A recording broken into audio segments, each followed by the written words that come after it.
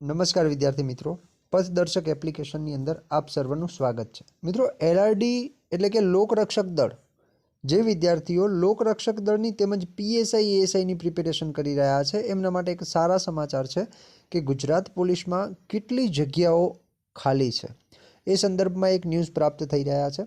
તો અઢળક જગ્યાઓ છે, બરાબર, અને આ જગ્યાઓ કેટલી હોઈ શકે એની પણ આપણે ચર્ચા કરીશું. તો સૌ પ્રથમ, જો તમે ચેનલની અંદર નવા છો તો ચેનલને સબસ્ક્રાઈબ અવશ્ય કરી દો અને તમારા મિત્રોને વિડીયોની લિંક પણ શેર કરો, જેથી કરીને એ પણ આપણી સાથે જોડાઈ શકે. એ ઉપરાંત યુટ્યુબ ચેનલને સબસ્ક્રાઈબ કર્યા બાદ શેર પણ કરો અને વોટ્સઅપ ગ્રુપની લિંક પણ ડિસ્ક્રિપ્શનમાં આપેલી છે, ત્યાં જોડાઈ જાઓ.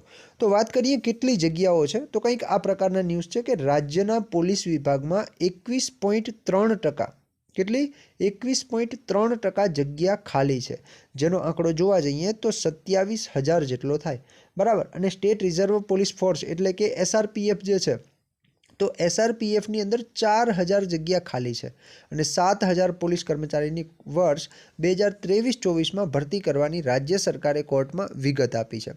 તમને બધાને ખબર હશે કે થોડા સમય પહેલાં કોર્ટ દ્વારા કંઈ જે છે એ માહિતી માગવામાં આવી હતી, બરાબર.